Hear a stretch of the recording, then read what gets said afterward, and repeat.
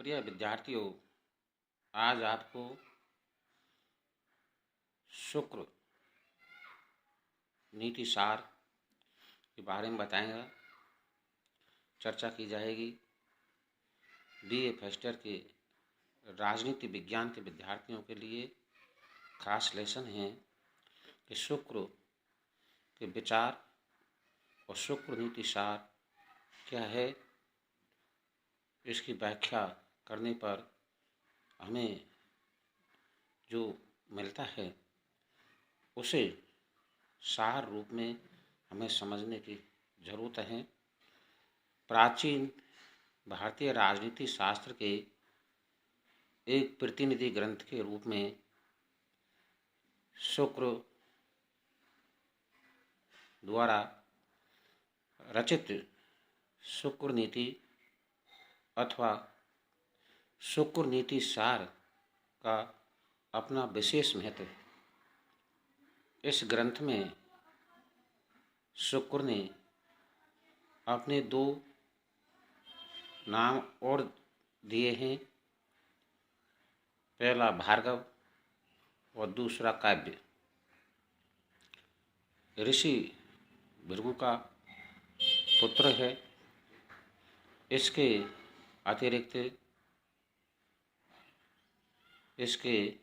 अतिरिक्त शुक्र ने स्वयं को असुरों का आचार्य तथा ब्रह्मा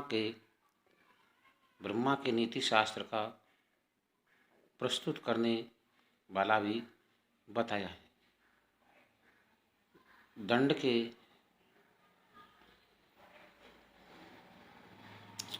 दंडी के 10 कुमार चरितम में राजनीति शास्त्रों के नामों का जो उल्लेख है उसमें सर्वप्रथम स्थान शुक्राचार्य को दिया गया है। अब रचनाकाल। शुक्र नीति सार का शुक्र का सर्वप्रसिद्ध ग्रंथ है। शुक्र नीति सार शुक्र का सर्वप्रसिद्ध ग्रंथ है। शुक्र नीति के रचना काल के संबंध में विद्वानों में गहरा मतभेद है। कुछ का मत है कि मूल रूप से यह ग्रंथ वैदिक काल की रचना है।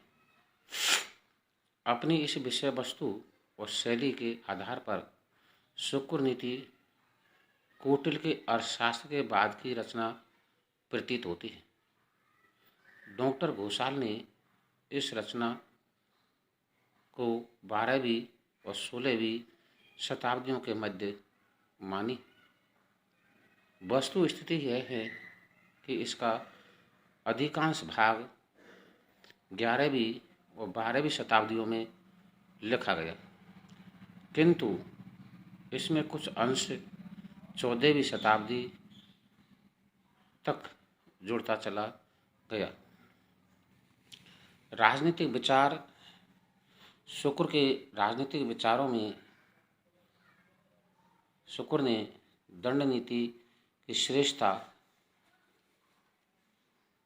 के रूप में शुक्र ने विद्याओं के 4 मूल विभाग बताए।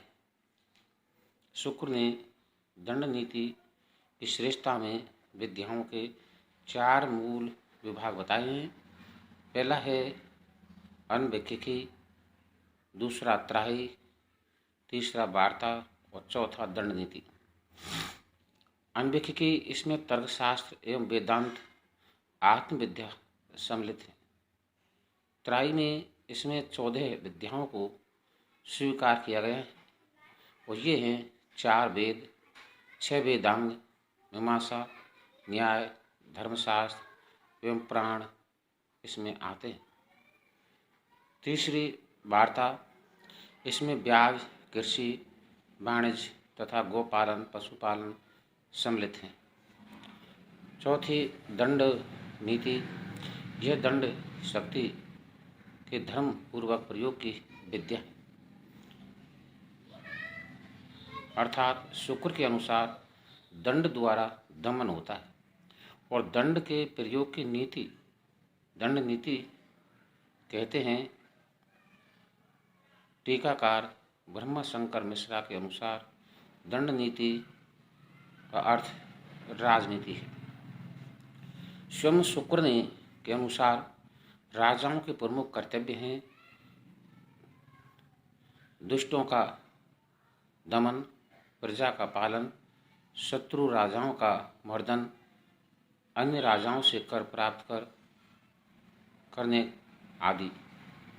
इन सब तथा अन्य कार्यों को केवल दंड नीति के अध्ययन एवं अनुसरण द्वारा किया जा सकता है। दंड नीति पर अधिक बल देने के कारण ही शुक्र नीति को दंड नीति प्रधान ग्रंथ माना जाता है। धन्यवाद।